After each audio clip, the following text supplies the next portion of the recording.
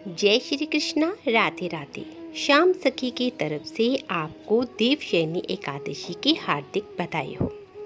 हिंदू धर्म में आषाढ़ मास के शुक्ल पक्ष की एकादशी को देवशयनी एकादशी के नाम से जाना जाता है। इस दिन भगवान विष्णु के निमित्त व्रत रखा जाता है और उनकी पूजा की जाती है। इस दिन से भगवान श्री हरि विष्णु योग निद्रा में चले जाते हैं।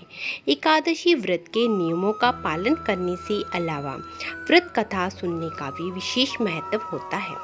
मान्यता है कि देवशयनी एकादशी की कथा के बिना ये व्रत अधूरा माना जाता है। आइए जानते हैं कि भगवान विष्णु 4 महीने के लिए योग निद्रा में क्यों चले जाते हैं और इसके पीछे की कथा क्या है। चलिए कथा को प्रारंभ करते हैं। पुरानी कथा के अनुसार एक बार ब्रह्मा जी ने नारद जी को बताया कि सतयुग में मानधाता नाम का एक चक्रवर्ती राजा का शासन था। उनके राज्य में प्रजा बहुत सुखी रहती थी, लेकिन नियति को पलटने में देर नहीं लगती। अचानक 3 वर्षों तक वर्षा नहीं होने के कारण राज्य में भयंकर अकाल पड़ गया। यज्ञ, हवन, पिंडदान, कथा, व्रत आदि धार्मिक क्रियाएं कोई भी कार्य नहीं हो पा रहे थे। प्रजा ने राजा के पास जाकर अपनी व्यथा सुनाई। राजा मानधाता इस स्थिति से पहले ही परेशान थे और सोचते थे कि ना जाने किस पाप के कारण ये आपदा उन पर आई है। राजा मानधाता अपनी सेना के सहित वन की ओर प्रस्थान कर ब्रह्मा जी के पुत्र अंगिरा ऋषि के आश्रम में पहुंचे। ऋषिवर ने उन्हें आशीर्वाद दिया और उनके आने का कारण पूछा। राजा ने हाथ जोड़कर कहा कि महात्मन, मैं धर्म का पालन पूरी ईमानदारी से करता हूँ, लेकिन इसके बावजूद भी पिछले 3 वर्षों से मेरे राज्य में बारिश नहीं हुई और राज्य में अकाल पड़ा हुआ है। महर्षि अंगिरा ने कहा कि हे राजन, सतयुग में छोटे से पाप का भी भयंकर दंड मिलता है।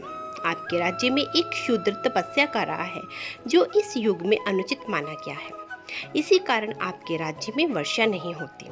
जब तक वह शूद्र तपस्वी जीवित रहेगा, अकाल समाप्त नहीं होगा। राजा मानधाता ने कहा, हे भगवान, मेरा मन किसी निर्दोष व्यक्ति को मारने को तैयार नहीं है। कृपया कोई अन्य उपाय बताएं। महर्षि अंगिरा उन्हें आषाढ़ मास के शुक्ल पक्ष की एकादशी का व्रत करने की सलाह देते हैं। इस व्रत के प्रभाव से उनके राज्य में अवश्य वर्षा होने की बात भी कही। राजा ने राजधानी लौटकर विधि विधान से पद्मा एकादशी का व्रत अर्थात देवशयनी एकादशी का व्रत किया। व्रत के प्रभाव से मूसलाधार वर्षा हुई और राज्य धन धान्य से भर गया। तो बोलिए श्री हरि विष्णु भगवान की जय। हे विष्णु भगवान, कथा कहने वाले, सुनने वाले और हुंकारा भरने वाले सभी के घर में धन धान्य और अन्न से परिपूर्ण रखना। बोलो श्री हरि विष्णु भगवान की जय।